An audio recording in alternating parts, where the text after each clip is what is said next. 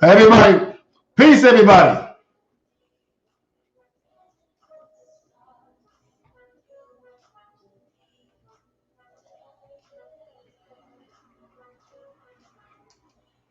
All right, ladies and gentlemen, this is the Information Man Show.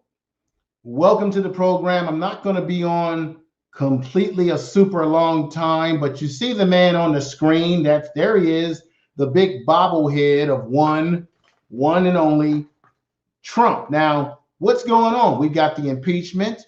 We've got Trump. We've got what are the Democrats going to do? Which is what?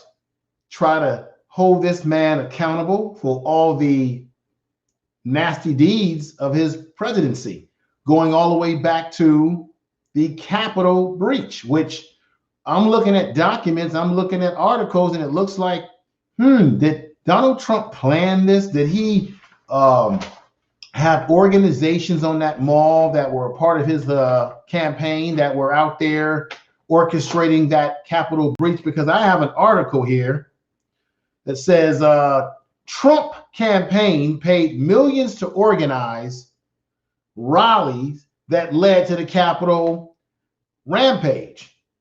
This is from Open Secrets. The staff at Open Secrets, which is online, which tracks money in politics, found that Trump's 2020 presidential campaign and those that affiliate with him in the fundraising committee paid organizers of the rally that took place immediately before the breach of the Capitol at the tune of $3.5 million, and they say it might even be higher. That's one issue that I'm going to talk about.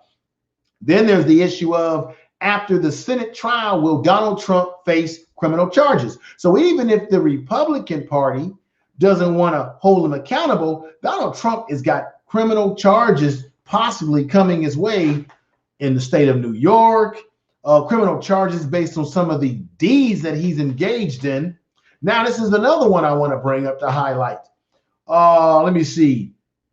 Report: Trump resists sending the National Guard to quell the violent mob at the Capitol. I've got a detailed, some of you out there have probably had a chance to look at this, but I've got a detailed blow by blow of the minute of what Donald Trump did and did not do when his own administration aides were telling him, you've got to call the National Guard. So let's get at this. I have a guest. I have Back to the Basics. She's a friend of mine from YouTube, because I am a YouTuber, the Information Man Show on YouTube as well. I'm going to bring her on so that we can have the discussion. So let me go right ahead and see how I can bring her on here. Let me see. So I'm covering the whole screen. Let me bring her in halfway. And there she is right there. How you doing? How you doing, Back to the Basics? Let me unmute you. How you doing? Hello. How are you doing today? I'm doing pretty well. Okay. We had a conversation earlier tonight about Donald Trump and what's going on. And I had told you a few things that you weren't aware of.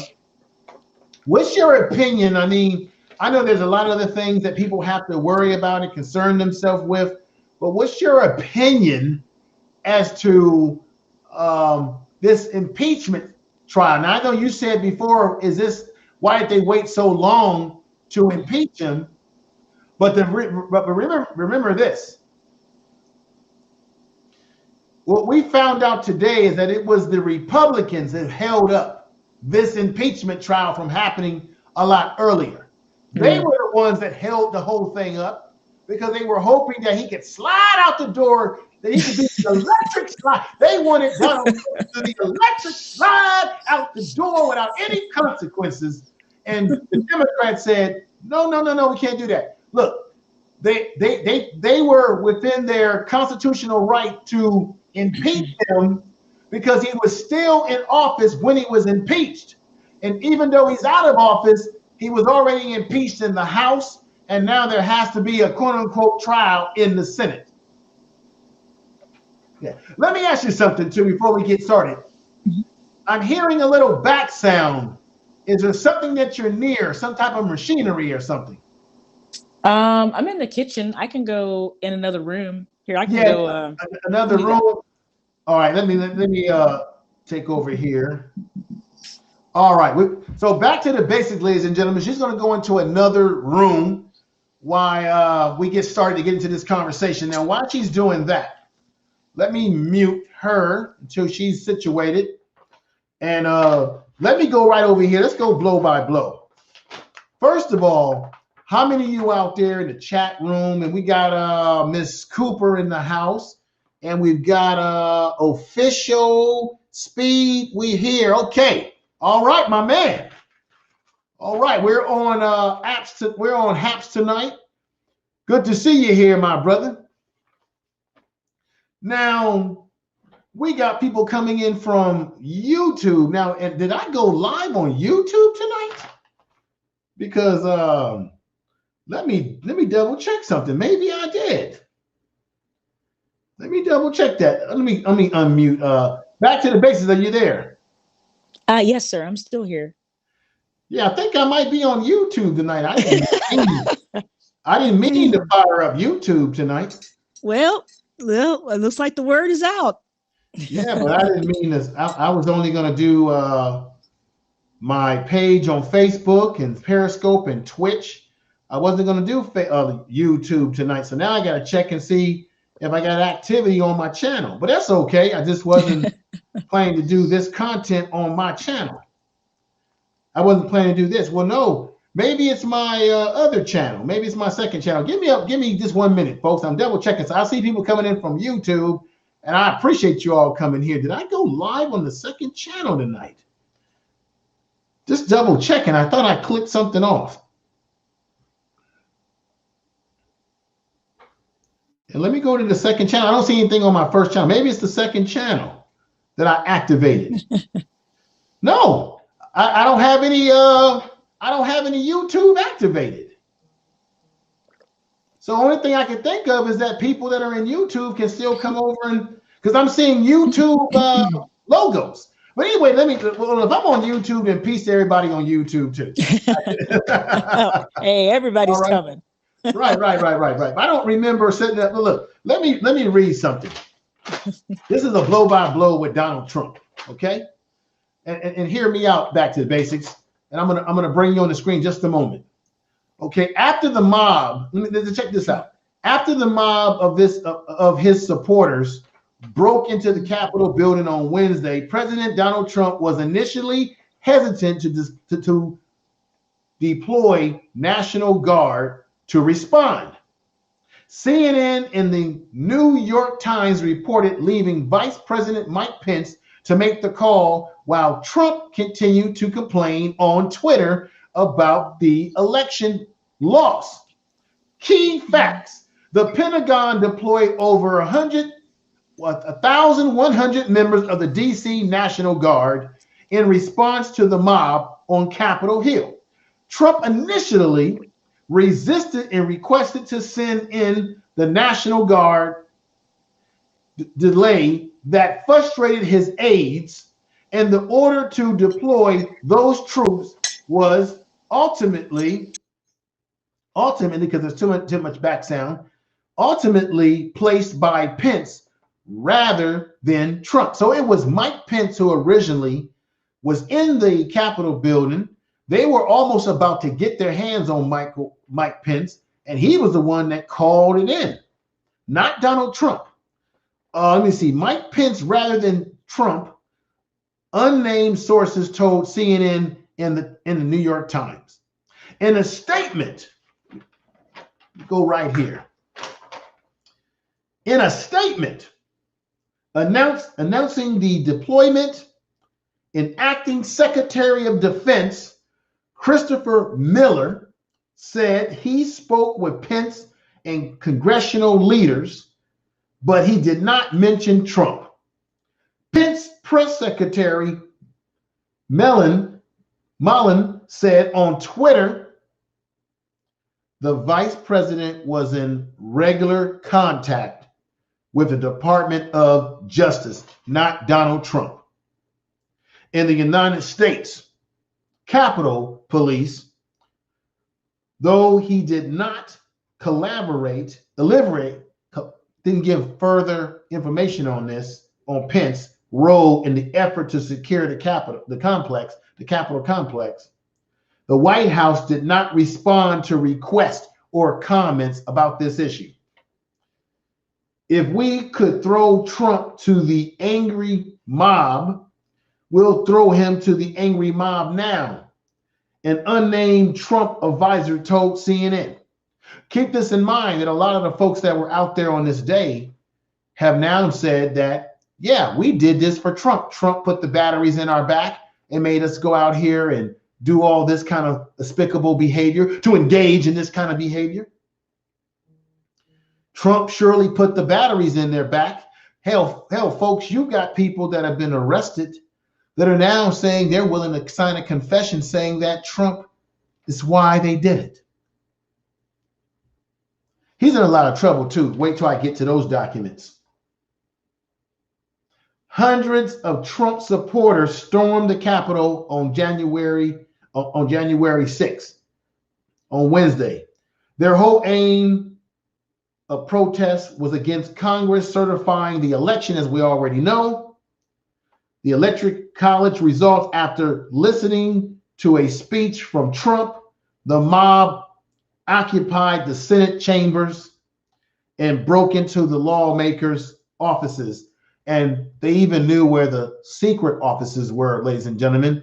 They knew where Clyburn, who has a secret office, they knew their way around this Capitol building, almost as if they had been there, almost as if someone had given them the secret decoder ring or the map of this place. You had people out there in this crowd, as you already know, that were part of police departments, ex-military veterans. They were on the Senate chambers and they broke into shelvings. They went into people's drawers.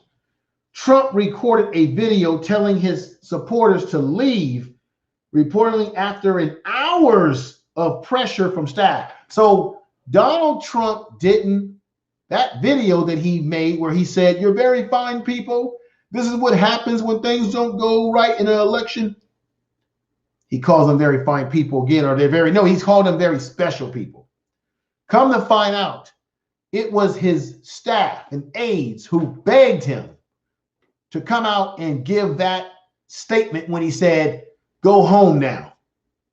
He didn't do it of his own free will. He was coerced and encouraged to do it, ladies and gentlemen.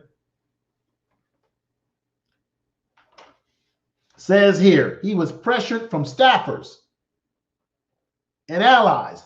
Law enforcement eventually cleared the Capitol after 5 p.m., as you know, and forced protesters to disperse.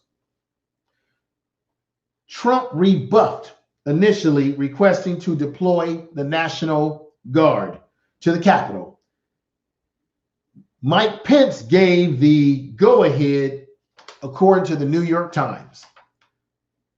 Trump initially did not want to deploy the National Guard. That's the sources from CNN. And let me bring back to the basics on if she's still there, because I want to get her opinion as to what she thinks, what her thoughts are about that. So let me bring her back on with me. So how do I? Here we go. And so hey, how you doing? Back to the basics. Are you there? Excuse me, I'm still here.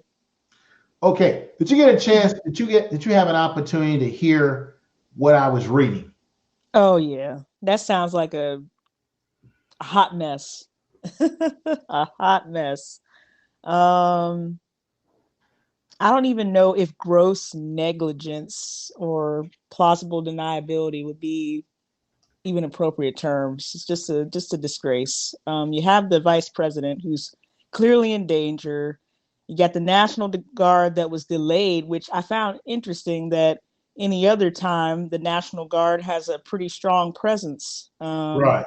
And then, like you said, they knew their way around the Capitol to even know where the secret offices were. So there's a lot of definitely smell a big rat here. That it was most likely, and this is just my opinion, I believe it to be a inside job because if you have someone storming something, then how do they know exactly where to go unless it is somebody on the inside gave them, I don't know, it could have been a layout or a map or something to know where the secret offices are or were. So it's just too many things that are pointing to smoking gun to me. So yeah, this is the thing that doesn't make sense. He was hesitant to call in. He was hesitant to call in the appropriate troops. Back to the bases. Are you there? Let me see. Put you back on there. Okay. He was hesitant to call in the National Guard. It took Mike Pence, who was inside the Capitol building, and those folks wanted to hang him up. They had built gallows. They were ready to hang him and string him, right? Hang him and string him. And while Donald Trump sat back and took all this stuff in, and there was even rumors that they were saying that he was kind of enjoying. This is what the rumors are, okay? That he was enjoying the things that were happening. Let me say peace to everybody that's in the chat room right now. We've got folks that are in the chat room. I appreciate that. Saying, what's up, Info Man? And I gotta, I'm still trying to figure out, am I on YouTube or am I just, because if I'm not on YouTube, then how could they be coming in with the avatars? I don't know. This is a new platform for me, so I'm trying to figure out. Let me figure out something real quick. Let me double check my channel again and see if I'm just going to double check that. So what is your thought? Okay, you have military experience. And let me bring this up. This is the comparison and contrast. When Donald Trump wanted to take that photo up where he had the Bible upside down next to the church, he knew exactly how to command all the military, all the different law enforcement agency to push all those people out during the Black Lives Matter protests, right? He was able to call all the forces in to move those people out right? And after that happened, you had military brass generals that said, you know what? We should have never been there. We should have never participated in that because that has never been done to American citizens on American soil with using that type of law enforcement, especially enforcement that was connected to the military. What are your thoughts about that? Okay. Excuse me. Yeah, first I'd just like to say that I'm still active duty, so none of my statements are endorsed by the United States Army, Department of Defense, or any government entity. The military is apolitical. That's my disclaimer. Yeah, it's a shame because here's the issue that we are having on a global scale, because I did like a little thing about SARS over there in Nigeria too. The police have been militarized. And here's the thing. Law enforcement is supposed to The purpose of law enforcement is to protect and serve the citizens.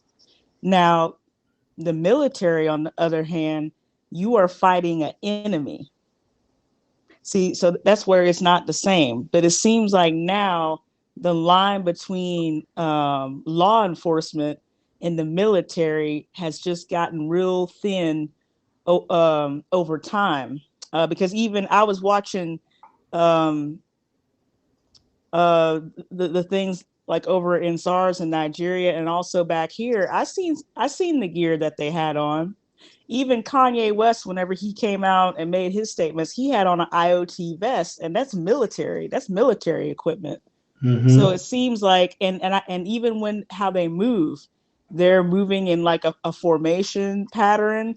So it's Yes. like, wait a second, hold up, hold. Are you the police or are you the military? Because again, it's not the same.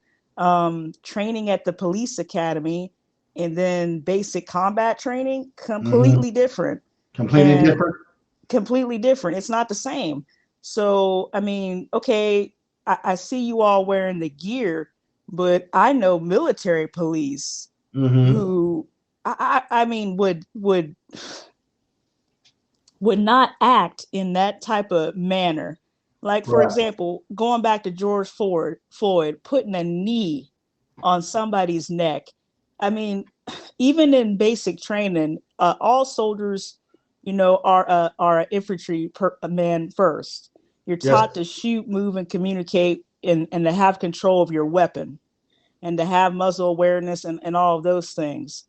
And even like, when it came to treatment of prisoner of war or detaining someone, we were never trained to put a knee on someone's neck. And we're talking about the military. We're not talking Right. about no Boy or Girl Scouts or Right. anything like that. We're not even trained. And I've talked to military police who have, gone through their job training, after basic training, and they're not even taught that. Now there are different restraining mechanisms that are used, but none of them involve putting a knee in somebody's neck, or even those other officers having the nerve to put pressure on his back, his spine, and all that. It was terrible. That was Mm-hmm. a terrible um lynching.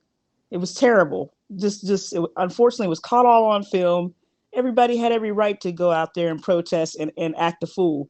I mean, I'm not for, destroying property or, just causing trouble and just, going out and shooting people. But people Mm-hmm. had every right to take it to the street and protest, because that Well, was just a lynching. That was right. a public lynching. It was terrible. Well, So, let me say this.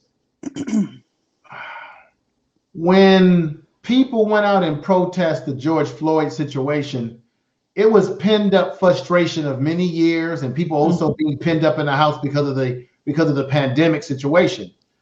And but when people were protesting, because they watched a man on television beg for his life and have his life taken away. that's right.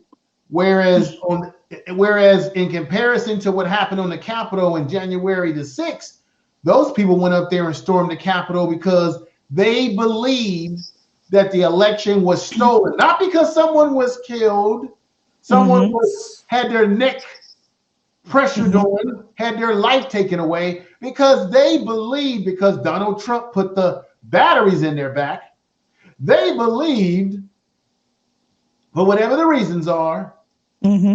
that Donald Trump told them the truth. When let's just break this down as I get into this. Let's break this down.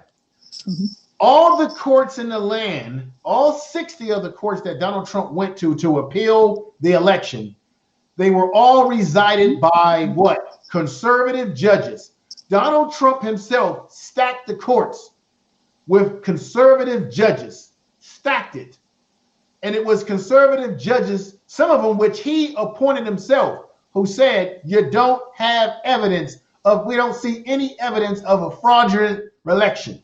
Then he went to the Supreme Court, and he's loaded the Supreme Court up with a lot of folks. And they said the same thing. Boy, you don't have enough evidence, boy. And Donald Trump didn't like that because he's a narcissistic personality individual. He didn't like it. And so this is the same man that said that he could kill someone on Fifth Avenue in New York and his voters would still vote for him.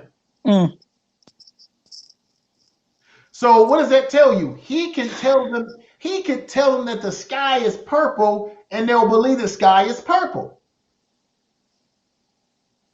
You see? And so as a result, he was able to tell those people anything that they wanted to believe, enough that would get them to go up there and cause all the problems that they caused that day. And you got Republicans trying to tell me and you that, yeah, it was a bad thing what happened, but we shouldn't impeach this man. This is going to divide the country. Last time I checked, I'm not divided. I still get up, go to work, pay my bills. I'm not divided.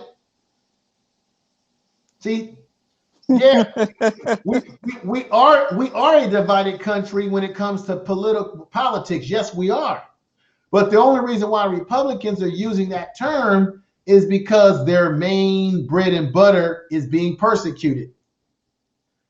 In their mind, they think it's persecution. And in their mind, they believe that if he gets, because this is what the Republicans are concerned about.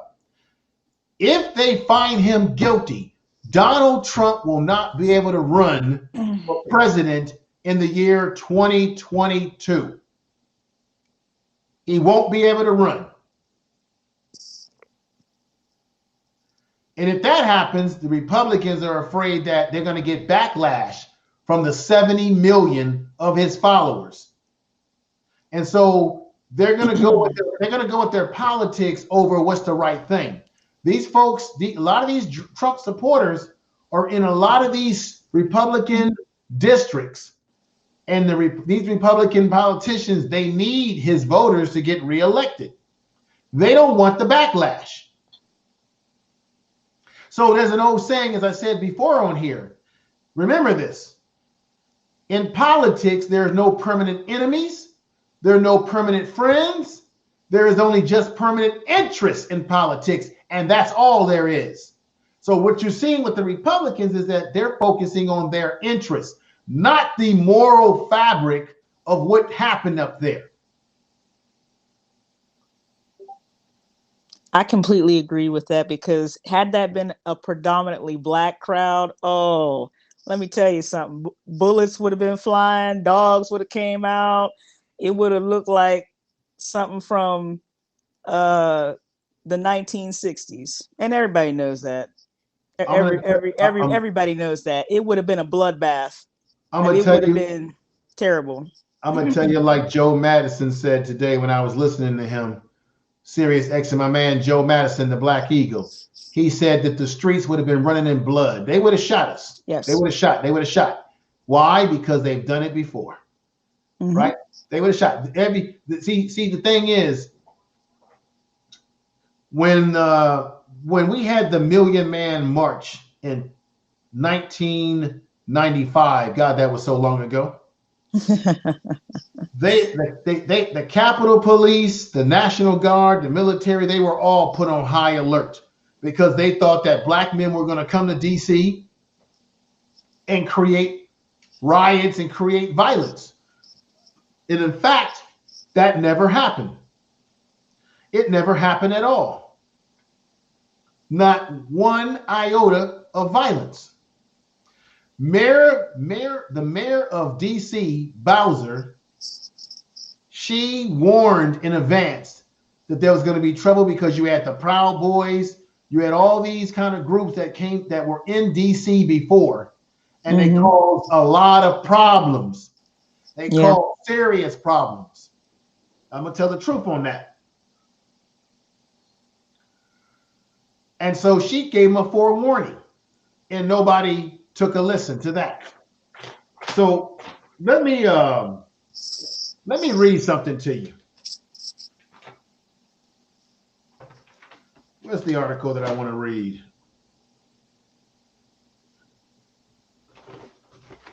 Let me read this right here. Let me go. Now, let me read this to everybody. Listen, check this out, everybody. Check this out.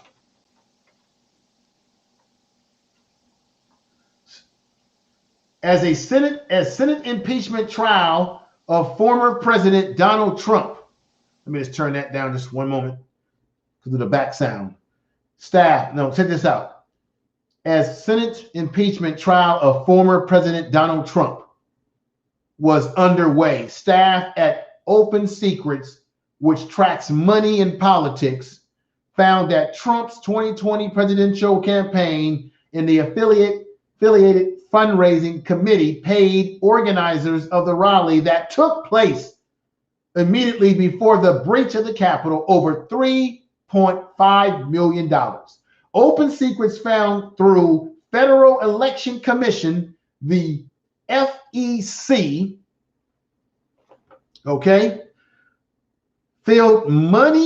finding money flowing directly from official Trump financial organizations to people and firms who helped organize the rally at the last three individuals on the Trump campaign payroll.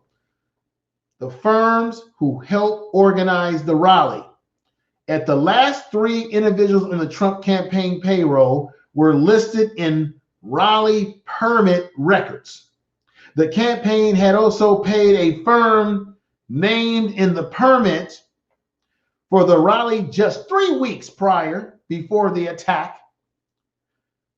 The firm employed 2 people who were involved in the demonstration.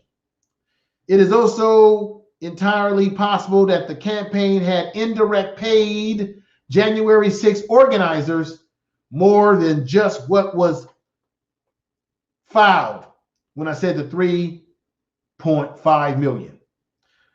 The American public may never know the full extent of Trump's campaign payments to organizers involved in the protest. That's because the campaign used a payment scheme. Do you hear me, ladies and gentlemen? A payment scheme that concealed details of the hundreds of millions of dollars in spending hundreds of millions of dollars in spending by routine payments through shell companies. This is the game that they played. They used payments through shell companies where the ultimate payee is hidden. So Donald Trump played it's almost like a goddamn, it's almost like a damn monster movie. Okay, it's almost like a damn monster movie. It's like a spooky movie. Woo, woo.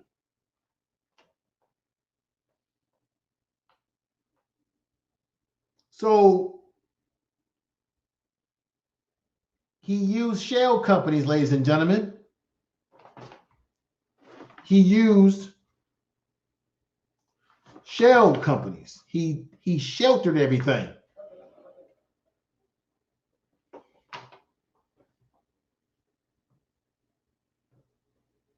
Let me read this. The permit for the rally did not, I repeat, it did not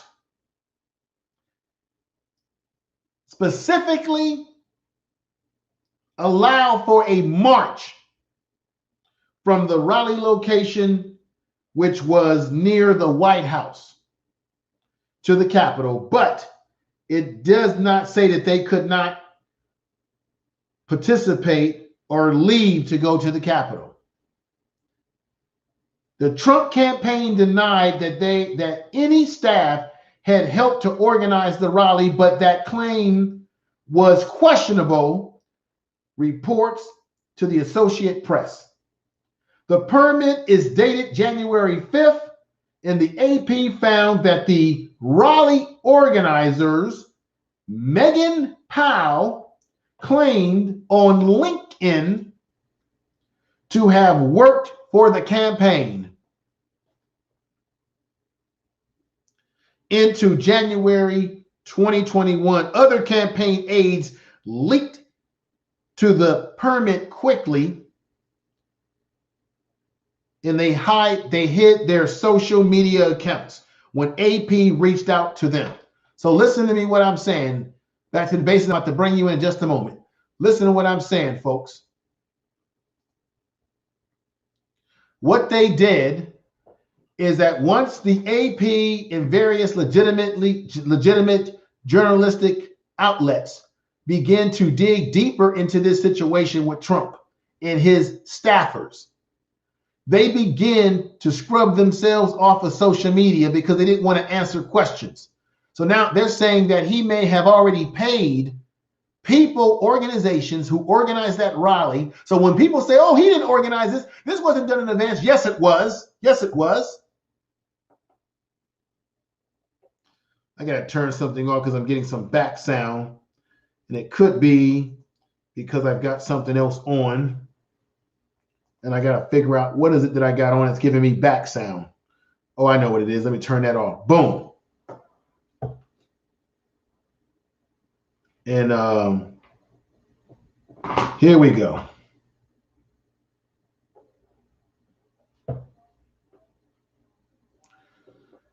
The line continues, ladies and gentlemen. Donald Trump staffers are changing their social media, scrubbing it, getting off. They're not answering questions.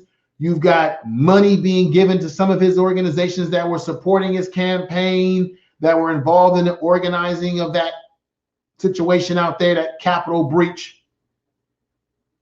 We have Trump, who sat up there for hours before calling in the National Guard. He never called them in. It took Mike Pence from inside of the Capitol to do that which Donald Trump should have done himself. Peace to your family. Peace to everybody that's listening. Peace to all 82 people who are watching this program right now. You're listening to the Information Man Show live on HAPS and streaming into other platforms as I speak. I'm on Twitch. I'm on Periscope. I'm on Twitter Live. I'm on my Facebook channel, which is linked to the Information Man Show on Facebook. I'm broadcasting all over the place. Let's bring in back to the basics and get her thoughts about what I'm talking about here. And there she is on the screen, fully screened. But let's do this. Let's get you back up here like this. And let's get you unmuted. And what are your thoughts about what I just said? Well, the plot thickens. I think it's very important that people follow the money. As you mentioned, you said that a lot of organizations had, funneled money, for this rally or whatever. And then I also, words and language matters. So you mentioned about the permits. You said that it didn't necessarily authorize them to march, but it didn't say that they couldn't leave, their location to march. So again, when it comes down to these permits, the language needs to be more concrete instead of very loose to allow, a lot of gray areas and loopholes.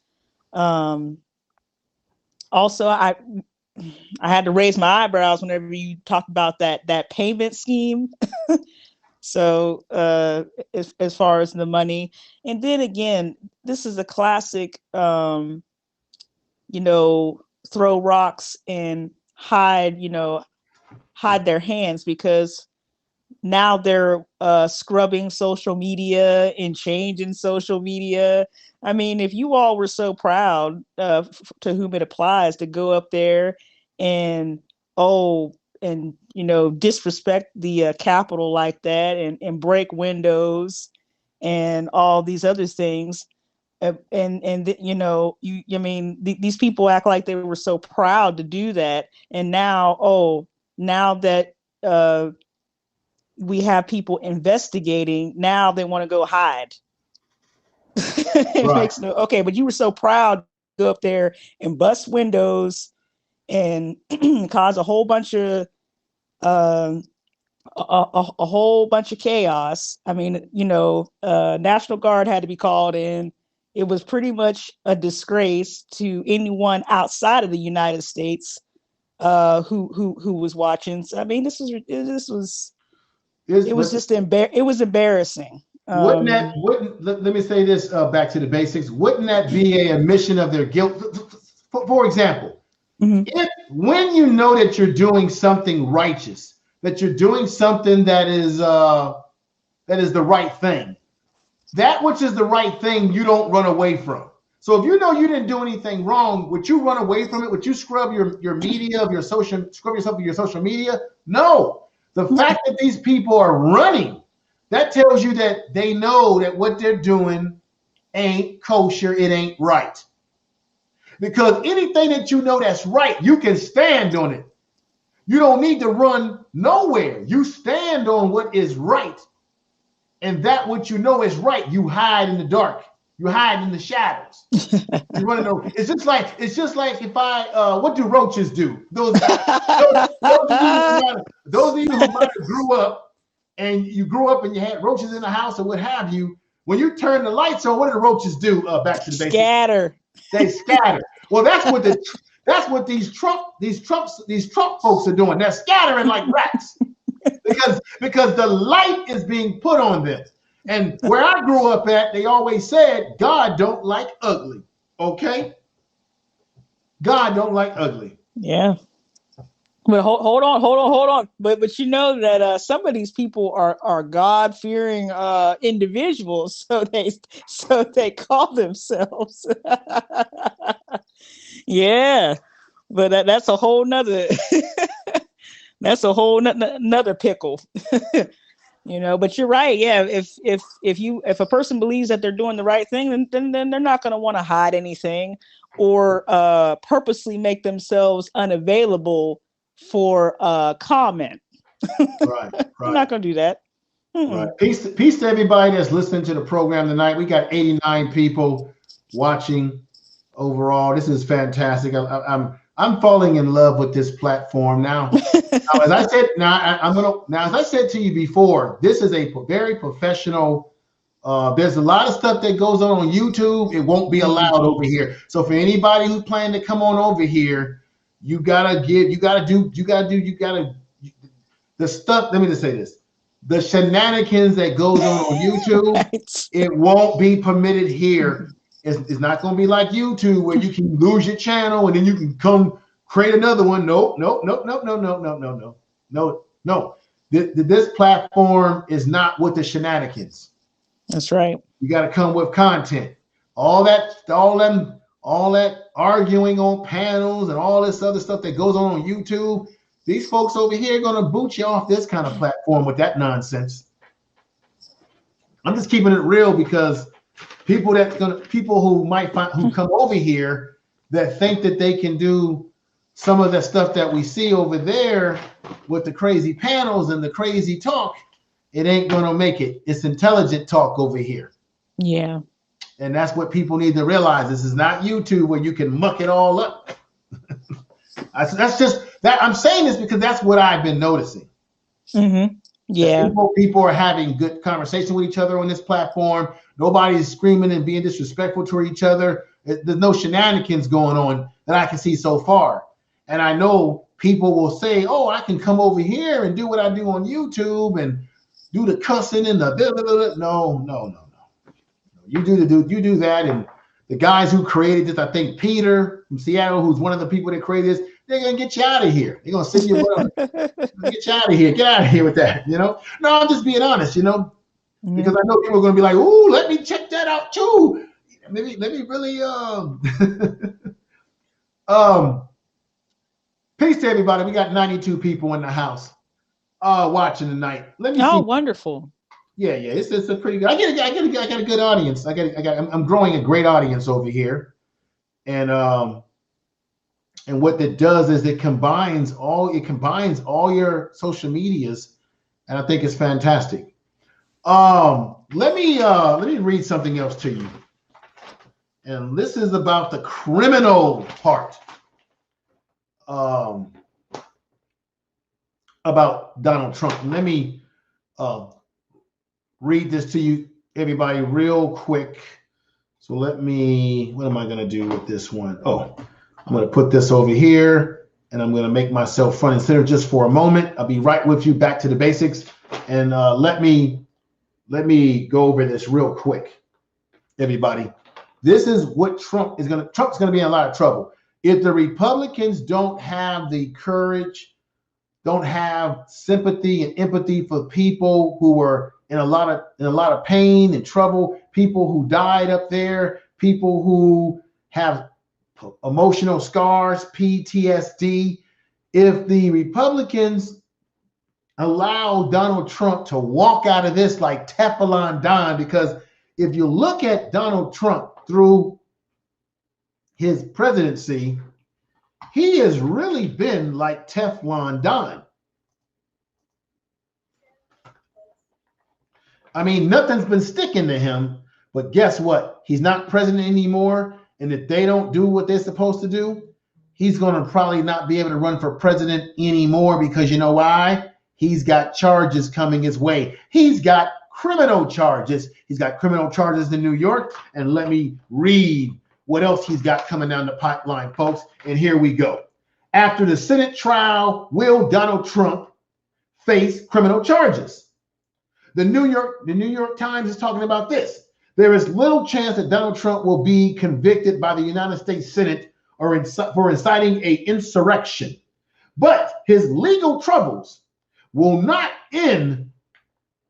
His legal troubles will not end with the conclusion of the second impeachment. Oh no, folks, because, ladies and gentlemen, the former president could soon be indicted on criminal charges, not to mention the multiple civil actions that have been filed against him already. The ex-New York property tycoon new scenery right now is in Florida. He's doing luxury apartments in Florida, right? That's his residence now. The man who did luxury apartments in New York is living in Florida because he know New York don't want nothing to do with him no more. He's no stranger. Donald Trump is no stranger to the legal system. With his arms of lawyers, long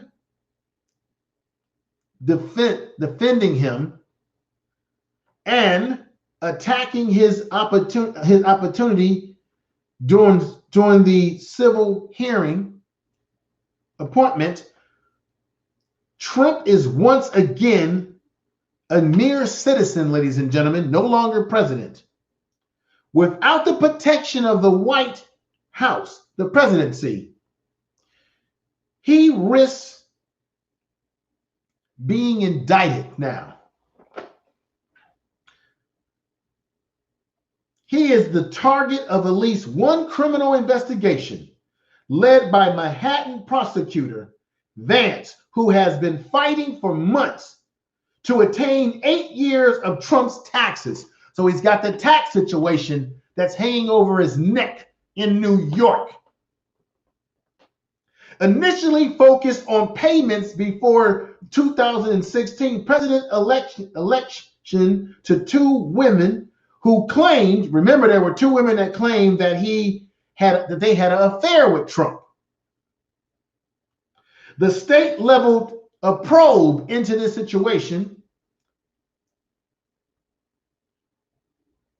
also now examining a possible allegation of tax evasion on Trump and insurance bank fraud. So Trump's got insurance bank fraud that they're going to try to indict him on. He's got insurance bank fraud. He's got tax evasion. On top of that, they're investigating his taxes. Where is he getting his money? Where is he getting his money?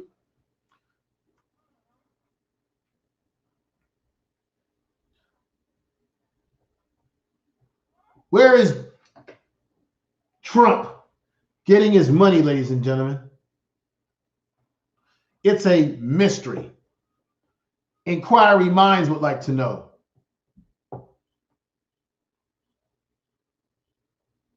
It's crickets in here right now, but I want to know, where is he getting his money? Why has he not paid? Remember, they said that he had not paid any federal tax. Donald Trump has not been paying any taxes as well, ladies and gentlemen.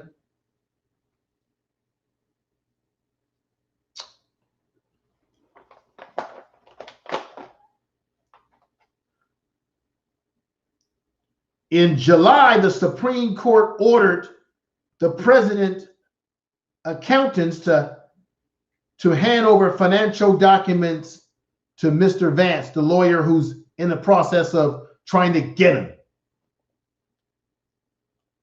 Trump's lawyers have challenged the scope of the request documents, and the ruling is still pending. Remember, Trump said that his taxes are under audit. He's been saying that for all 4 years of his presidency. Trump has called the investigation the worst witch hunt in the United States history. That's bullshit. There's been worse. According to the United States media investigation from Vance office recently interviewed employees of Deutsche Bank. Remember Deutsche Bank? Which has long backed former president in Trump's organization. They spoke to the staff at Trump's insurance broker. See, Trump has an organization. He's in bed with Deutsche Bank. Remember, I told you he gave $3.5 million to organizations that have been involved with him, that were involved in organizing that shenanigans up there in the Capitol, which led to a Capitol breach. So did Donald Trump get money that he's getting from Deutsche Bank? He's involved. They're in bed with him.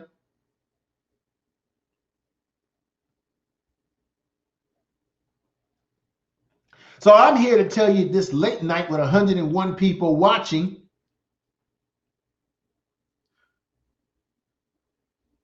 I'm here to tell you with 101 people watching tonight. And that's fantastic, because I went on a lot later than I was supposed to go on. That Donald Trump is in a lot of trouble, even if those Republicans don't do anything to hold him accountable. He won't be able to run for president in 2022, whether he's impeached, whether he's indicted on the impeachment or not, because with all these legal matters he's got coming to him, he's in a lot of trouble. According to the United States media investigation from Vance's office, recently interviewed employees of Deutsche Bank. I said that already. The investigators have also interviewed Trump's former personal lawyer, Michael Cohen. You know, Cohen is singing like a bird, singing like a bird, singing. He's singing like a bird, ladies and gentlemen. He's telling you everything. He's giving the pixie dust. The pixie dust. He's telling the whole world about Donald Trump. He said, I think in a 2020 interview or a 60-minute interview, that Donald Trump operates like a mob boss. Let me stop right there and bring Back to the Basics back into the picture. And let's see what we can do here. All right, unmute you. Okay. What are your thoughts about what I've said so far? Wow, this is reading out of a horror story. I mean, what is this is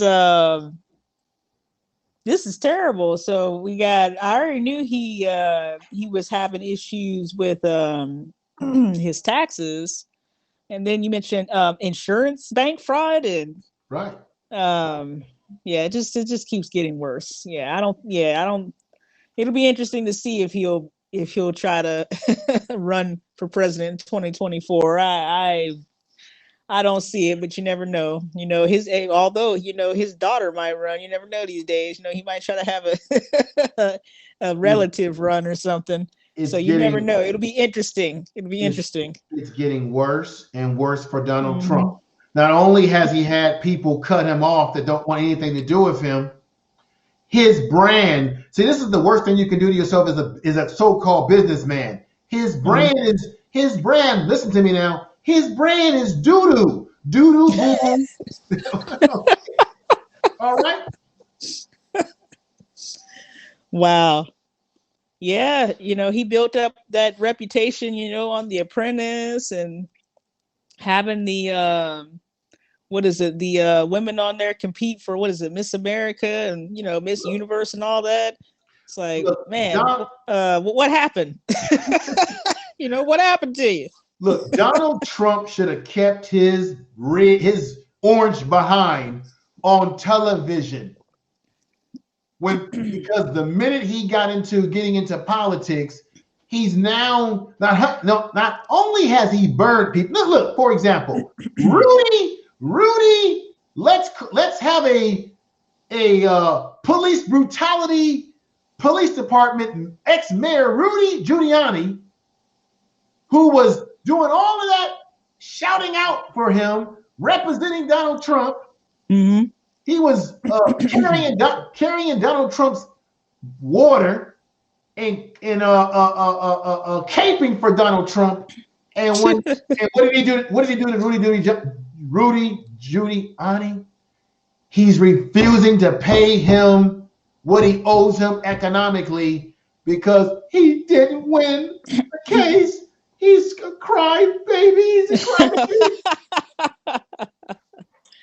Oh my. And so let me you stay on. I'm gonna keep I'm keeping your mic on, keeping you on the screen. Let me read further here.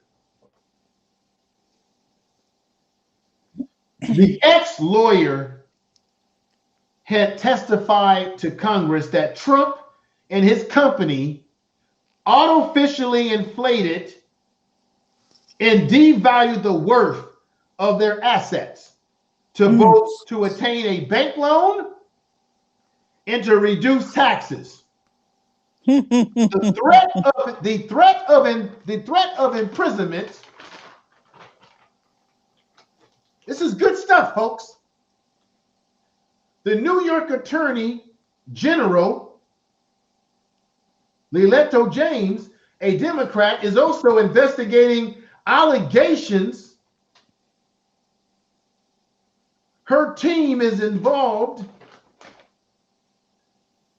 Let me correct this. Her team is reviewing one of Trump's sons, Eric Trump, under oath, despite the opposition of Trump's attorneys in obtaining documents on some of the family's properties. Her investigation is a civil one, but she said recently that if she finds any evidence of criminal activity, it will change the posture of our case. Woo! Wow. Back to the basics. I'll be got. Yeah, it's getting my goodness, is the whole family about to be under investigation? I mean, this is bad. I find it, but when you said that they devalued their money to get a loan, wow. I mean, to have all that, money, and then you're gonna, hide money, be like, oh, well, we only made, this much or whatever, just to get a loan. Like, why? Well, we I know I don't get that. We know that Trump has a big fat mouth. Remember, he said to us that, I got lots of bankruptcies. Bankruptcy is good for me, right? Remember, he bragged about how he bragged about bankruptcies and all this kind of stuff. Wow. How is bankruptcy good? That's not, I mean, wow. Let's be honest though. Back to the basics. The rich have been playing that game for a long time, where they file bankruptcy Mhm. and then they restructure their business. So that's nothing That's new. true. The problem is that people that are poor who don't have a lot of money, we've never caught on to it because the rich have been doing this for years. Look, I know somebody personally who went through a bankruptcy and they were embarrassed about it. And when they went into the lawyer to talk about it, the lawyer said, "What are you embarrassed about? I've got clients that are rich that filed for bankruptcy. Look outside outside in the parking lot right now. You see all those Mercedes Benz and BMWs? I've got rich clients." He said that the only problem is that people that are poor are the only ones that think it's embarrassing. But the rich don't, because they're able to reorganize themselves. Donald Trump has bragged about this kind of stuff. Now check this out. Check this out, back to the basics. I think right now,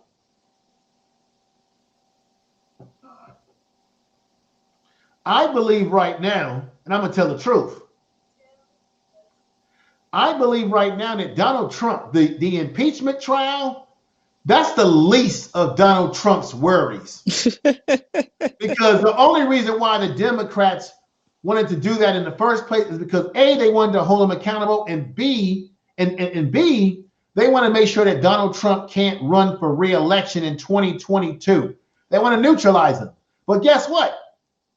It won't. That's not the worst of his problems, because the impeachment trial is not a real trial in a court of law. So he ain't going to go to jail.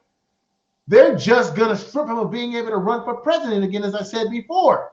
What he's got, his real trouble are these cases, ladies and gentlemen, that I just read, situation that I read off in the paper here. He's got more trouble coming. And with the trouble that he's got coming, he's going to not be able to run for president in 2020 anyway. And ain't nothing Trump supporters can do about it. Not a damn you know what thing.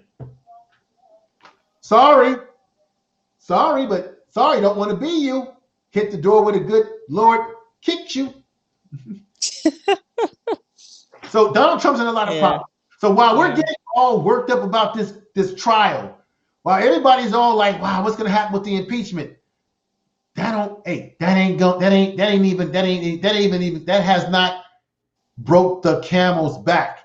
It's what's gonna happen to him when New York gets their hands on him. The women that have accused him of mistreatment in the relationship that they were having with him that was illegitimate. What do we call it? The bank fraud, got tax invasion on him. They looking into the taxes and seeing he's getting his money in shady places. He's in a lot of trouble. He's finished. People are saying that this Trump era, that the Republicans are concerned about Trump because we're going to have 4 years of Trump. What I'm here to tell you is that if these indictments are going to stand up in the court of law, there will be no Trump era anymore. He'll just be a symbol. And you'll see Trump supporters outside the courtroom crying, "Oh, please, let Trump be out of prison, please. Please, Lord, don't let him be in there."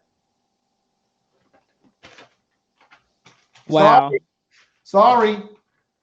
But I think he's about to be in more trouble than just this impeachment, ladies and gentlemen. Yeah. The impeachment trial, just like you said, is the least of his worries. When you have, I mean, he had, you said, women accusing him of affairs and different things. So he has enough going on. Check this out in his personal life. Check this out by says his, "I'm very much of a school that don't refrain from doing justice without fear that if you do justice, it will inflame people. Kaplan believes that pursuing charges against Trump would uphold the principles that no one in the United States is above the law." Okay, let me read something else. Okay. before we get ready to get conclusion tonight.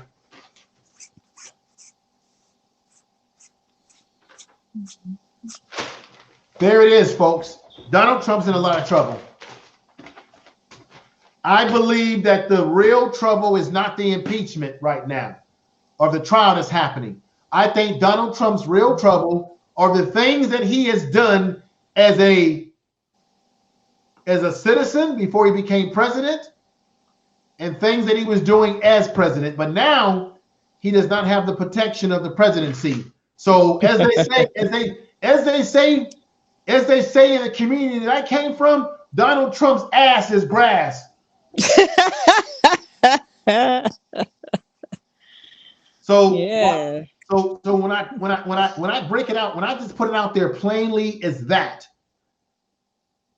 it's not the impeachment trial that really we should be looking at. We should be looking at these real big charges that are coming, that are already out there on him. So even if the Republicans decide we're gonna ride with Trump, they're riding into the hells of they ride into they're riding into hell with gasoline draws on. I think just like you said, the impeachment trial is just one of those additional things, and the Republican Party, I mean, they just need to quit caping and quit lying over there. I mean, they always have a back pocket candidate ready. I mean, my goodness, you just did a podcast on that lovely Chang over there who's running for Michigan. Oh, I'm pretty sure him, or even that lovely Daniel Cameron that spoke at the at the Republican National Convention. Oh, I'm pretty sure he's probably a shoe-in too. Oh, but again, those police officers, I don't believe, still have been charged for the murder of Breonna Taylor. So it's just a bunch of messery. I'm hearing all this. Well, if we impeach him, we're showing that he's not above the law. Okay, you're using him as an example, like you've done a few other people, right? When they put Martha Stewart away a few years ago. It's just going to be, okay, well, we did this here, so this is showing that we apply the law, in a uniform manner. No, you don't. You just did that to check the block for a few years, and then it'll be back as business as usual. Because I'm pretty sure Daniel Cameron, he's real high on their list to run for 2024. It wouldn't surprise me. Him and Candace Owens. So again, well, this is the thing about Daniel. This is the thing about Daniel the Butter Biscuit. Oh yeah. I think he might have ruined his political chances because of the fact that it's already come out that he did not do the right thing in that trial. So unless the Republicans rally around him, he'll probably still run. But if he runs for the Senate or the Congress, he's going to have that hanging over his head. And every time he goes out and speaks in debates, someone's going to bring it up. Yeah. Okay. That's true. Let's talk about this what can I call him? This Austin Chang, yeah. who said that if he he's going to run for governor against Whitmore in Michigan. And by the way, ladies and gentlemen, Michigan was a test ride or a test drive run for what happened in the Capitol. Because remember, Donald Trump said, those are patriots out there. He said, go back and take back your state. He put batteries in their back when they went to the Capitol building in Michigan. And then they were plotting behind the scenes to do harm to that woman, to the governor there. Now, check this out.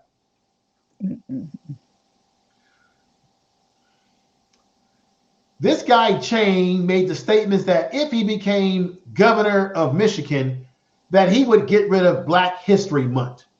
He says that Black History Month is not only illegal, but it's offensive and it's unfair. It makes me laugh to my belly.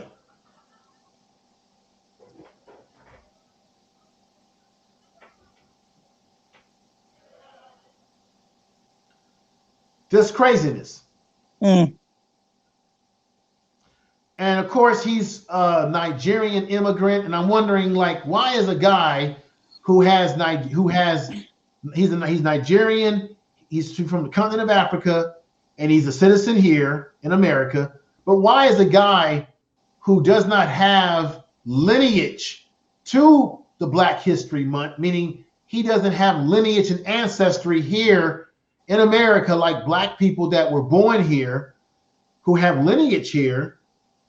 That celebration came out of lineage by who? Carter G. Woodson.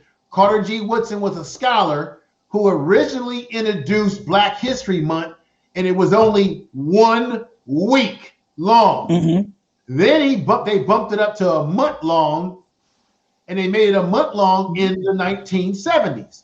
And the reason why February is in the shortest day, of the month of the year, is because Carter G. Woodson was trying to give respect to Abraham Lincoln and Frederick Douglass, who he felt were involved in the plight of stopping slavery.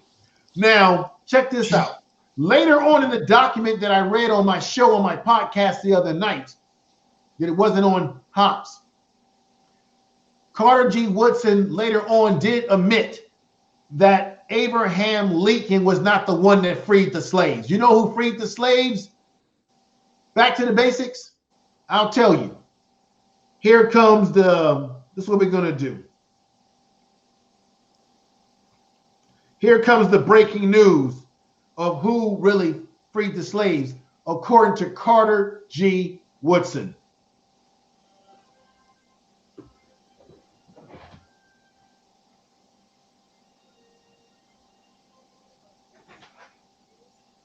Ladies and gentlemen, breaking news right now.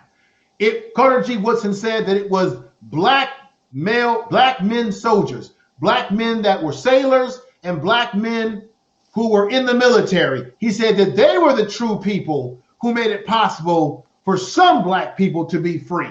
He says that I don't put all of my eggs in one basket with men.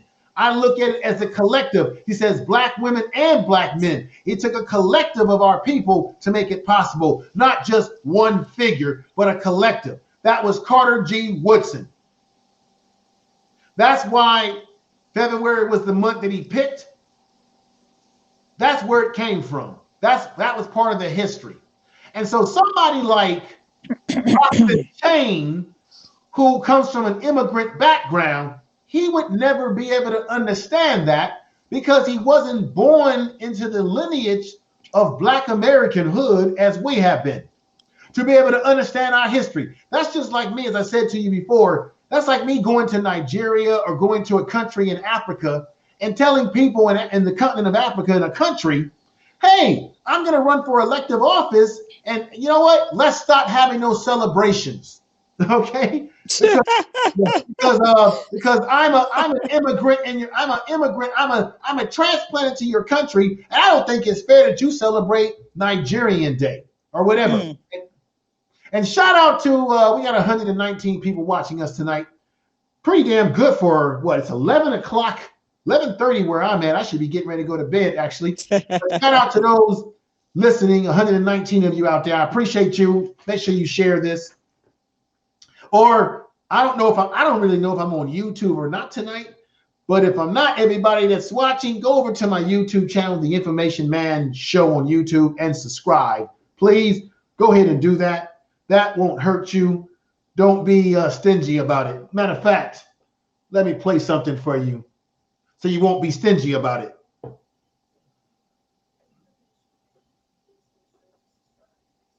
Thank you. All right. And subscribe to me on Haps as well. Back to the basics. Before we end this tonight, you got anything else that's on your mind? Anything else you want to say? That Chang. Oh, that just put me. I was so mad. Because here's the thing. I'm like a quarter Nigerian. Okay. I don't approve of his message. Okay. I'm Otto's. I'm over a quarter Nigerian. I don't approve of that. I mean, I'm telling you, he about to have the Nigerian and the Congolese and the Liberian and the Ghanaian just roll up out of me. Because I'm just like, I know you didn't just say what I thought you said, and you're not even from here. I mean, this is no disrespect for anybody who came over from the continent. Right. But this, I mean, are you serious? You want to get rid of Black History Month? And here's my thing. I mean, Black History Month, it's not just about Alex Haley's roots and all this other stuff. Right. Like we had empires prior to our enslavement. Well, and I mean, different things like that. Like all of what we see here today. It wasn't like we were over there, naked and just reproducing. Like we were making advancements in mathematics and science, astrology, textiles, mining, weapons, all types of stuff. Well, help me out here. Back to the basics. Look. This is one of the things that I've heard a lot of Black folks say. Hey, I think Morgan Freeman said this too. You can't conduce my history to a month. But this is what I want to say. Right. You cannot conduce someone's history, anyone's history, no matter what race you are, to just a month. Black history is every day, 365 days a year, and Black history should be celebrated every day. However, Morgan Freeman said you can't condense some of these folks may not know the history. Carter G. Woodson came up with Black History Week to celebrate our past. The reason why we have a Black History Month in the first place is because of the fact that America never wanted to recognize the contributions of Black people born here in America. That's how it happened. They never recognized our contributions. Now, with that said, I believe once again that we should celebrate it all year round. Can you do me the biggest favor and with me, let's name some prominent people who made history, like inventions. Let's say, for example, for those of you around the world who get in a car and you stop at a stoplight and you wait for it to turn green, red, yellow. It was Gary Morgan, a Black man, who created the stoplight. So when you're driving in your car and you stop on green, you stop on red and you go on green, just remember it was Gary Morgan who created the stoplight. When you need a blood transfusion, you need blood plasma. Think about Dr. Drew. Dr. Drew couldn't even get a blood transfer himself with his own invention because why? During the time that he was alive, if you were a Black person, they had to take you to the Black hospital. You had white hospitals, you had Black hospitals. You had separate but not equal. I'm going to tell the truth. So that's Dr. Drew. Then you had Black ice cream. For those of you who like ice cream, a Black man created ice cream. Matter of fact, this computer that I'm using to broadcast tonight, there are certain components in the computer that were created by a brother that was a scientist in computing. See, people don't know that. If you got an ice box at home where you keep your food nice and cool, your juices and your berries and your meats, your sausages, you better think that a Black man created that. If you got an ironing board at home or an iron that you use to iron your clothes, when you get your clothes all nice and crispy when you go out on the town, it was a Black man that made it possible for you to make your clothes nice and crispy. Even the mechanics, even the machinery that they use in dry cleaning, they got the concept from the Black man who came up with that concept of the cleaning of your clothes. When you have trains that connect together, it was a Black man that came up with that. When you got the third rail, Black man created the third rail concept.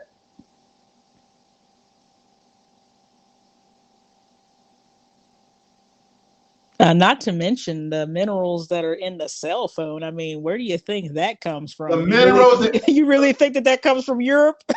The minerals that are in the cell phone that operates this computer in my phone comes from the continent of Africa. It's coltan, or what is it? Coltan, if I'm saying that right? Yeah. That, I believe so. Without that mineral, hang on for a minute. I hit something by mistake.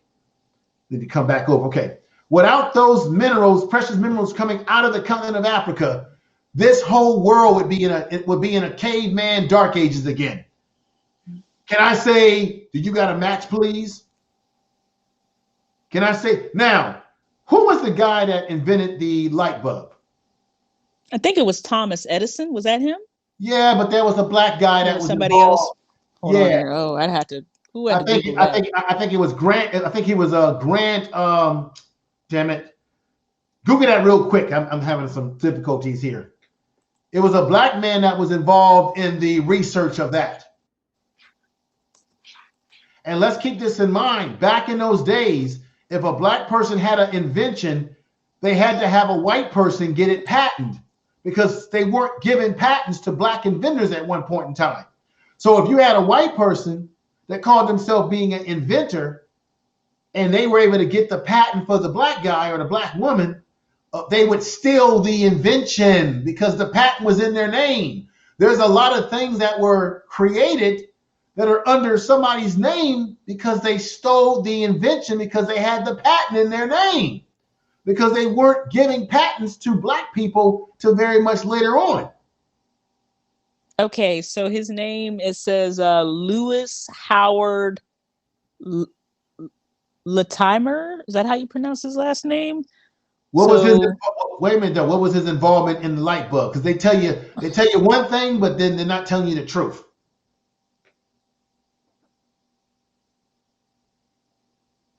Let me see. Louis Latimer or Latimer. Yeah, right. Okay, so he it says even oh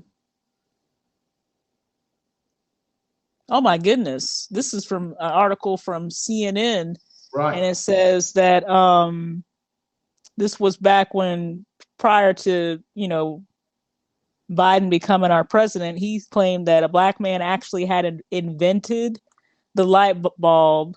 Yes, not a white guy named Edison. I mean, Edison. He even told the truth on that. Right. We've been told a crock of lies, ladies and gentlemen. We believe that Thomas Edison actually created the light bulb. It was actually a black man. Thomas Edison got credit for it because, as I said before, and there was a time when they would not give a patent to black inventors. So then what happened is they would have to partner up with a white guy who was an inventor or an investor, and then they would get the patent in their name. And next thing you know, we're calling it the Thomas Edison light bulb, when in fact it should be named after a black man. So when you turn on your lights tonight and jump in your bed and turn on your lights in the morning, ladies and gentlemen, you have a black man to thank for that. So that's why I say if black people weren't in America, if we weren't in this country, like that's why I said on my other show, anytime someone comes to you and they say to you, you should be glad that they took you out of Africa and put you in slavery and brought you over here. See, we saved your life. No, we saved your life. We saved you. You didn't save us, because if we weren't in this country, you wouldn't have the light bulb. You wouldn't have we invented all that stuff that you, how would you keep your food cold? It was a black man who created that. You wouldn't have ice cream. So what I'm trying to say is, if black people were not in this part of the hemisphere of the world, America would not be the industrialized society that it became. We contribute to the industrialization of this society in big ways.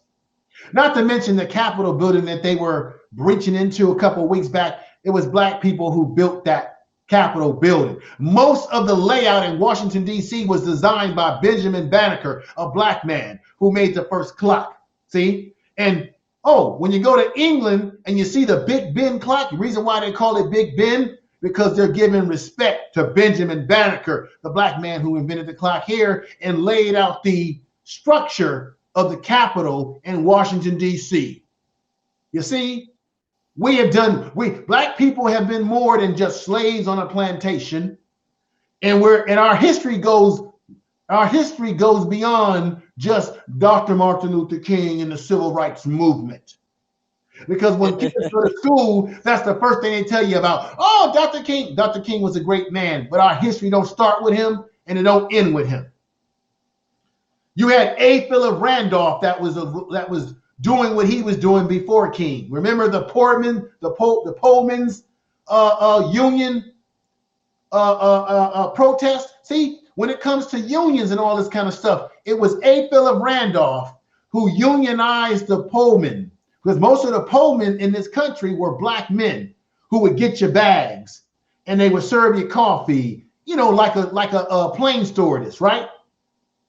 And they would call all the black men, hey, Charlie, come here. They never called them by their real names. They would call them Charlie. Mm-hmm. I mean, don't get me started, man. I can come out. Yeah, we could go on another hour talking about the various slave rebellions and everything else. If I squeeze out some more history, I make some people cry around here. I make some people go back to their colleges and their high schools and slap their teachers and principals and say, you miseducated me. Okay, you miseducated. Oh, I agree.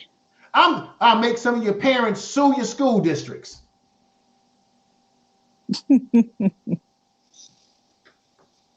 And before we go, what's another invention that was created that has been the cotton gin. Yes, that's the one I was thinking of. It was a black person who created the cotton gin. Now, ladies and gentlemen out there, what was the first thing that industrialized America? Because remember, America went from an agricultural economy into a what? Industrial economy. What was the first thing that did it? That brought us into that industrial. Come on now, I just said it. The cotton gin. Huh. Once a black man invented a system to make it more efficient to collect the cotton. That was one of the first things that sparked the industrialization of American society. So America owes industrialization to where we are today to a black guy. See, nobody wants to really deal with that history. Nobody. So that's why when people say, "Oh, why you want to have a Black History Month?" Wait a minute. First of all, we were here before most of the immigrants that came here. You talk, oh, let me drop this one on you. Uh-oh, I'm about to make some people cry. Oh, here we go. Here it comes.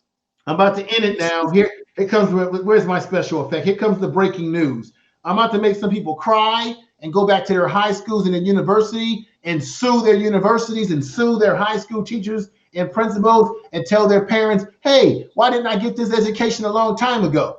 Huh? Let's get ready with the breaking news. Here it comes, another breaking news report for you, ladies and gentlemen.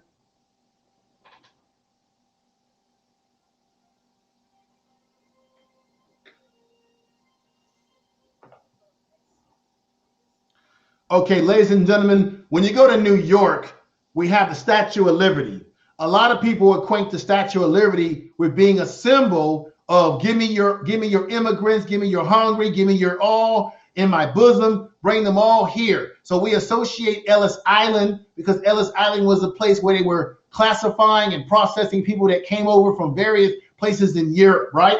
And so you got the symbol of this European woman on a statue saying, give me all your hungry, all that jazz.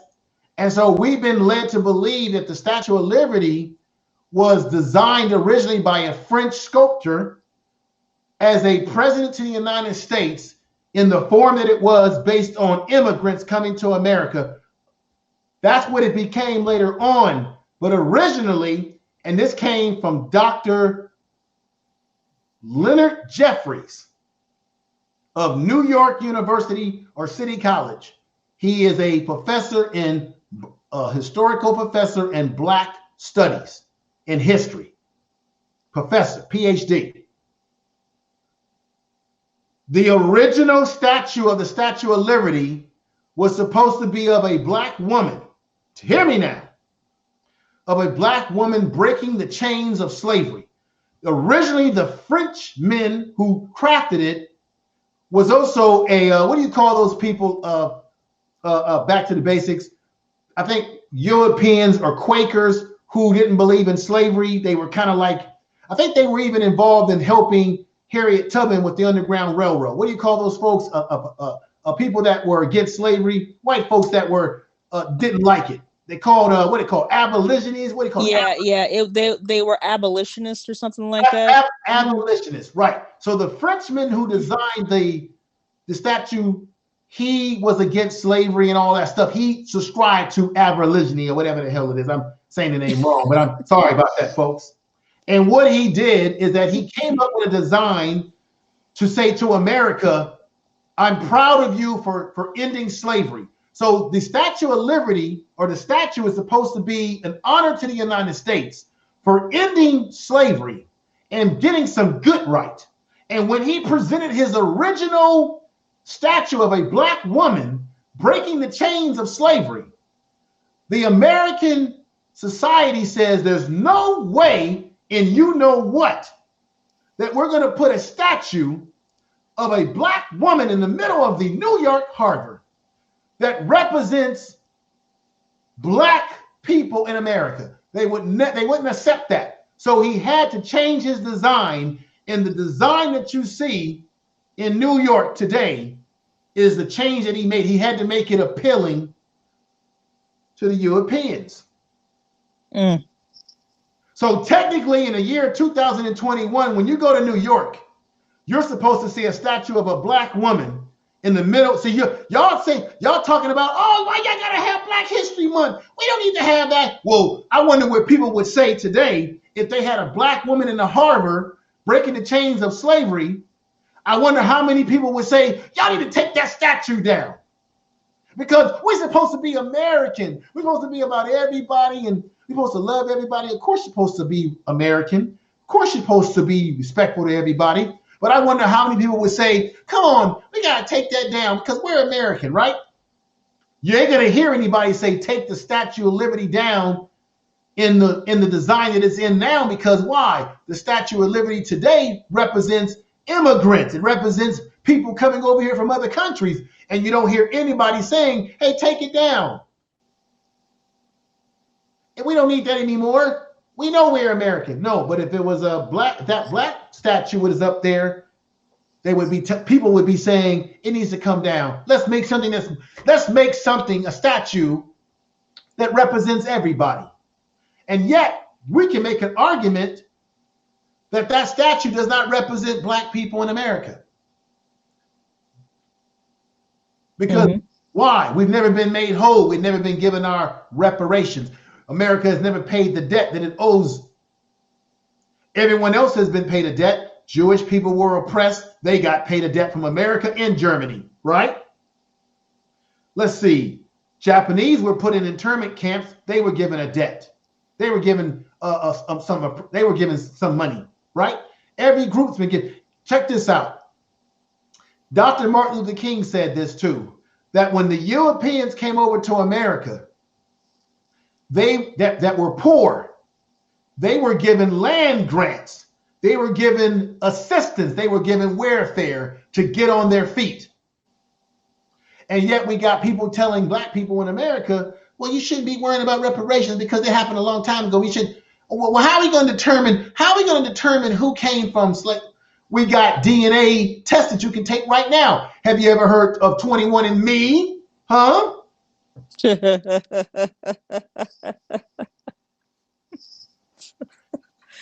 got all this DNA. Now, they already know where we come from. Most black people in America, when we were brought here, check this out. During the triangular slave trade, most black people out of the continent of western part of Africa were dropped into Brazil. Then only 4 to 6% were dropped into America. Only 4% of us came or dropped here in America. Because at one time, the whole world was hooked on sugar. Sugar was the drug because you had sugar plantations. That's why you got black folks in the Caribbean, Jamaica, Trinidad, and all those kind of places. That all helped to industrialize the world, bring wealth. Then when you look at New York Harbor, you look at the skyscraper in Harbor, all that stuff became what we are where we are because they had to build ships to go get people and bring them over here. That created companies. So we're owed a debt that needs to be paid, that has to be paid. I'm sorry. I'm not sorry. It has to be paid. No, we're not sorry. I know some people, once the conversation goes to reparations, some people say, well, you know, I don't know. I sometimes hear some people say, "Oh, well, that's a victim mentality." Excuse me. Those are facts that actually really happen. I mean, this is not a figment of our imagination. That is history. The slavery, yeah, that actually happened. I wish somebody would tell the Jews that the Holocaust didn't happen. Oh yeah, I bet you that wouldn't go over well. So it's not a victim mentality and it's not a sense of entitlement. It's just pretty much a fact. Right. And the reason why Jewish people are getting paid money both here in Germany, because it was Wall Street that was investing in their oppression. Right. And then on top of that, you had IBM computers who put the numbers on their arms when they had the numbers and the tattoos on their body. It was IBM computers that did that. Wow. But yet, these companies who made their money. See, this is the thing. You have a lot of companies today, back to the basics, that are billion-dollar, trillion-dollar companies who originally made their money in the triangular slave trade, which is where they got their start. And let me say shout out to my brother Jay Sean from Germany. Hey, what's going on? Peace to you. Let me double check my my YouTube channels because I almost feel like I got a YouTube. Jay Sean, am I on YouTube right now? Are you seeing me on YouTube? Because I can't see myself on my YouTube page. I saw 1SP come in earlier. So yeah, I don't know. You might have hit the button for YouTube. I don't know. Yeah, but it's not showing up on my second page. I'm not seeing anything. This is weird. And then let me go over to my second channel and see if I'm live over there. I'm not seeing anything on my. I'm seeing people come in from YouTube on maybe. You know what I think it is? I think that I'm not on live on my channel. I think what it is that if people that follow me on YouTube, they can actually follow me into this too. I'm able to see them on this for whatever reason. But I'm glad to see you all here. We got 132 people watching us live right now. That's wonderful. Okay. Let me see. Yeah, we got 131 people in HAPS. I'm broadcasting out of HAPS that's watching us. And I want to thank all of you for staying strong. Now we're at 132. Thank you for staying strong with me tonight and listening. I hope that something that I said to you might have sparked you to do some research. I think I dropped a bombshell on some of these folks tonight.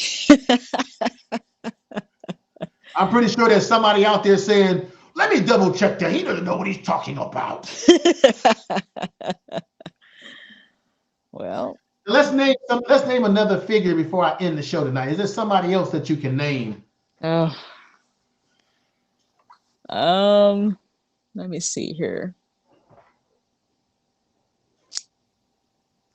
I can't think of anybody right now. You took the one I was going to name, and that was the Cotton Gin. Okay. Let me see here. Oh, wait a minute. George Washington Carver, the peanut. The peanut. Yeah, and what did he do with it? What did he do? What did he create? What kind of medicine did he create? Penicillin. Oh yes. I can't talk tonight. I'm tired. That's Yeah. why. And Penicillin. that opened up that opened up a gateway to a lot of things. Even amoxicillin is sort of like the cousin to that. But yeah, you can't get too much better than Right. penicillin. And he gave Yeah. you, and look, ladies and gentlemen, he gave you peanut butter. You wouldn't have you wouldn't have peanut butter and jelly sandwiches. Come on now, folks. I mean, come on. You wouldn't have peanut butter and jelly sandwiches. No You just, Jif, no Skippy. It just would be a sad. right. It'd be sad. And peanut butter is great protein. I mean, it's good for you. Come on now. Yeah. So when people start talking all that stuff about why we got a Black History Month, because we got Black folks in America who are born here. We didn't come here as immigrants, and they created inventions that you benefit from. So why shouldn't we recognize that? Because before that, they weren't recognizing it. See, when most of us go to school, we hear about the Greeks, we hear about the Romans. Oh, the Romans and the Greeks created philosophy. Well, let me stop you right there.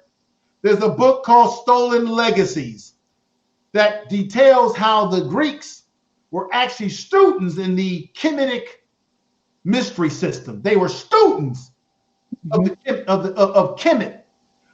Now you say to yourself, what is he talking about? What is this place called Kemet? Kemet is what you call Egypt today. Mm-hmm. The original name was Kemet, meaning the land of the black. It was created by the Nubians are the ones. The Nubian Africans are the ones who gave rise to pyramids. And there were certain members, certain people in Greek culture who went to Kemet and got their knowledge in philosophy and were students. And then, like many things that happen in history, they invaded and stole tablets and different knowledge and erased certain things. And then we grow up in school and we believe that Greeks and Romans were the first ones to create civilization when it was not them. They actually borrowed a lot of their ideas from Kemet and Egypt. Yeah, that's true. Now, when you say to yourself, well, when you go to Egypt today, why is it that the Sphinx head has no lips and has no nose? That's because Napoleon, remember, World War I was fought over who was going to control Africa. But before that, you had Napoleon, the little midget, narcissistic, just like Donald Trump. Oh my. He went to Egypt and he was so jealous of what he had saw. He saw the Negroid features on the nose and the lips. And he had his men use their cannons to shoot the Sphinx head, nose, and lips off because he did not want the world to see that a black race of people, the Nubians, created this. See, when you go to Egypt today, it's called Egypt because the Arabs came in and they invaded. Egypt was invaded by a lot of different cultures. So when you go to Egypt today and you see a lot of those Arabs over there, they are not the original people. Just like if we were to come back to America 600 years ago or whatever, 1,000 years ago, if we were to come to this place years ago, you wouldn't see any Europeans and you wouldn't see all these different people that are here in this country. You would see native people, aborigines, just like in Australia.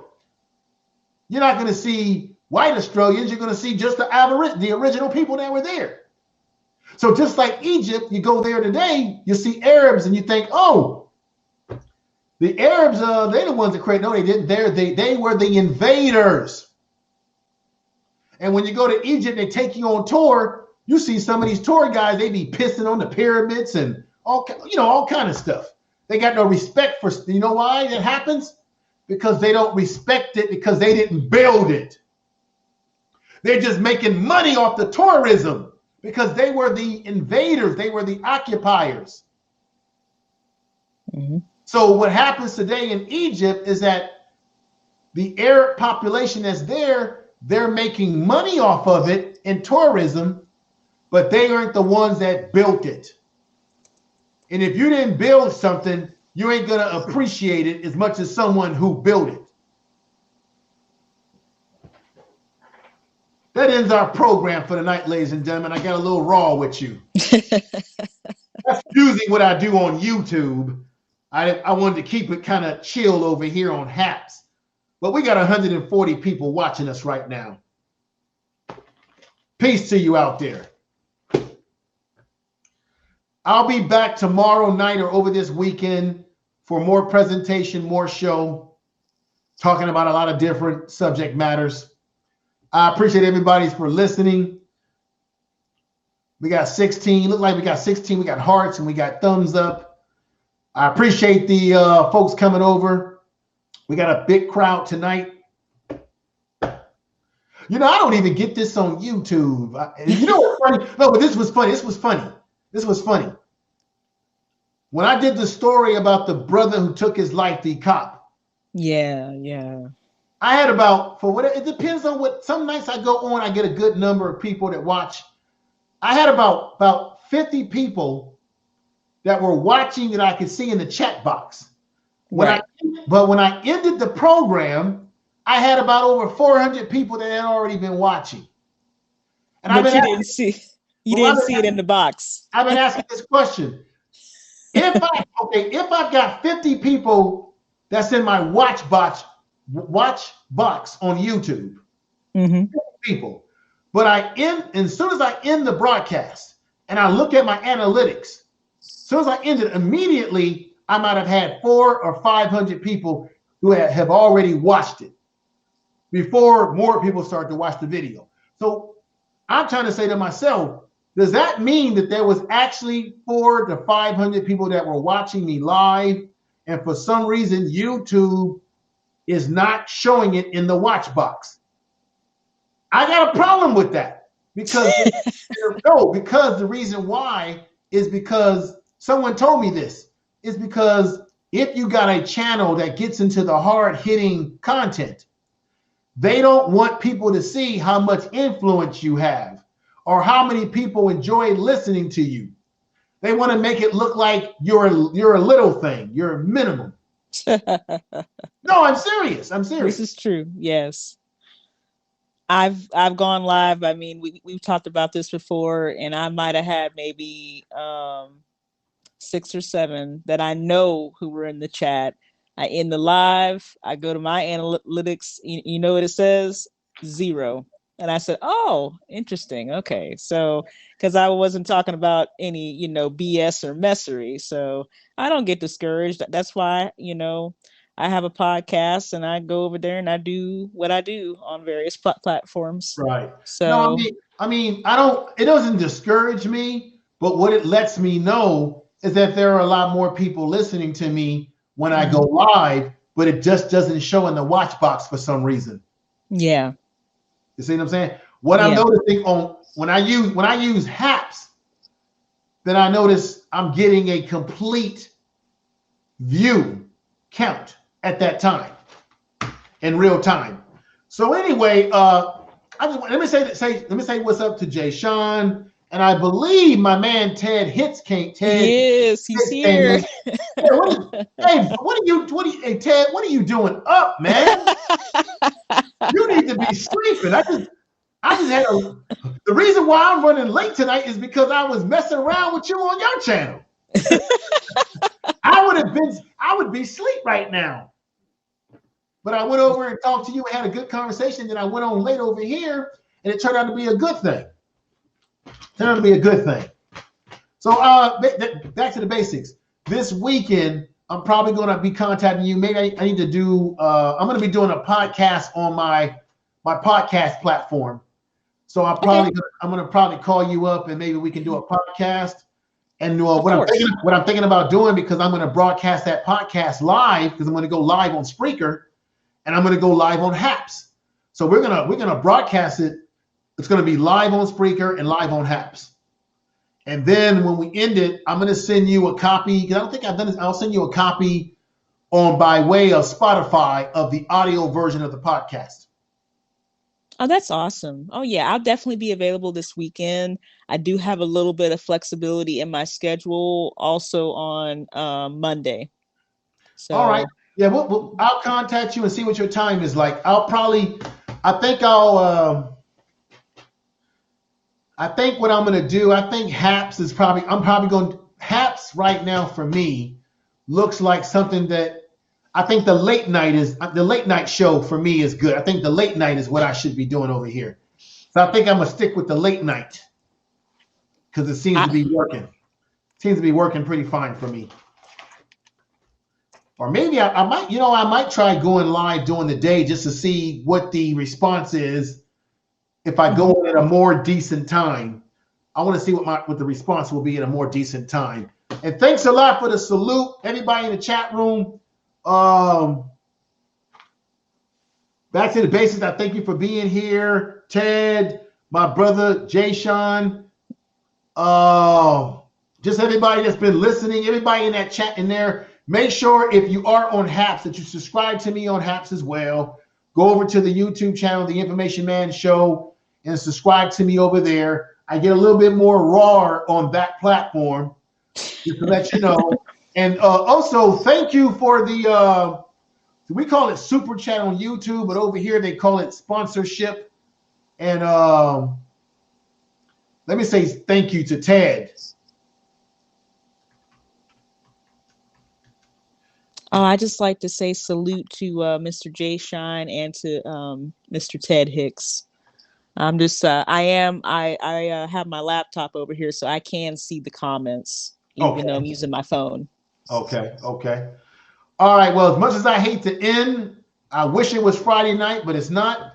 I'm gonna get ready to end. Because I would still be up, but I gotta get some rest. Yeah, I'm one of those content creators or one of those folks on here that actually do have a job. Well, a lot of people on here have professions, but have a job to go to. But I'll be back with more presentation. I may come on live tomorrow night. Figure out what we'll talk about tomorrow night. Might go live on the YouTube at the same time with it tomorrow night. Thank you for coming over, all 147 of you out there that are listening to me. I'm multi-broadcasting on Twitch, Periscope, Facebook page as well, and maybe I'm on YouTube and I don't know it. I don't know. Where else am I? Oh, Twitter, and just everything. I'm on everything right now. So peace to you, and we got great support happening over here. Back to the basics. Any last words before I fire us out of here? Well, I would just encourage people to, I would say challenge authority, think for yourself, and due diligence and do your own research. And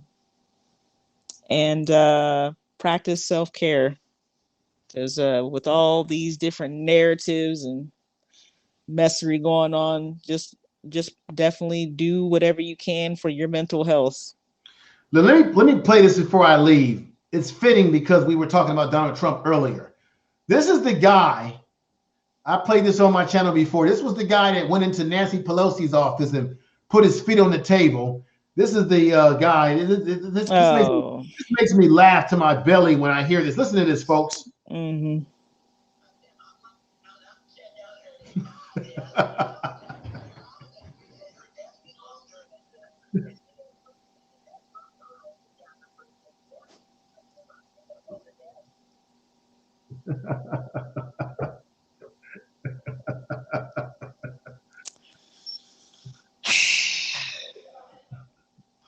Woo, that's some funny stuff right there. I tell you, those are the type of people that follow Donald Trump. You know what I mean? Those are kind of crazy.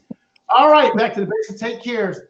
And I'm going to get ready to get on out of here too and fire off the music. And take care. Thank you for being here. We'll have you back on very soon. Okay? Yes. Thank you so much for inviting me on your platform. Peace and blessings to you. Peace and blessings to you too. I appreciate you being here. We'll do it again. Take care of yourself. All right. You too. All right, folks. There it is. We talked about Donald Trump tonight. I told you, plain and simple, I read and all the documents that I've read today, you can look this stuff up online. Some of the documents came from truthout.org. Some of the stuff is on political facts checkers. You can look this stuff up. As we watch these impeachment procedures continue to take place, and there's a potential chance that the Republicans are not going to get right and hold Donald Trump accountable. Even if they do not do that, Donald Trump is in trouble. And the trouble that he is in is enough that he probably will not be able to run for re-election. This man is looking at tax invasion. This man is looking at bank fraud. This man is looking at a situation where they're looking at his taxes. And this man is still got women out there that have brought allegations against him. And he does not have the protection of the White House in the presidency no more. No more, no more, no more. And I'm telling the truth.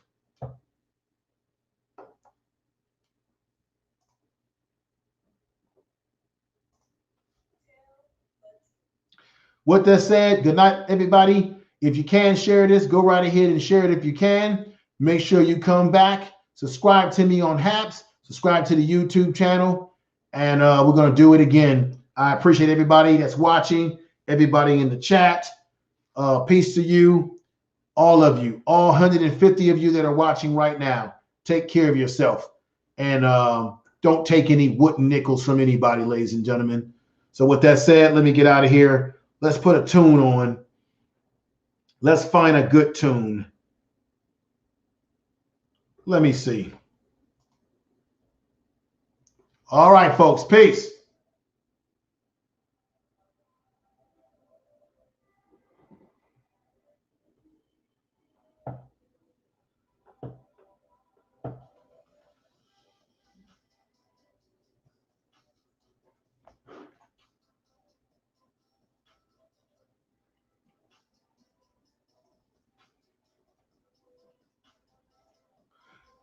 Peace, everybody.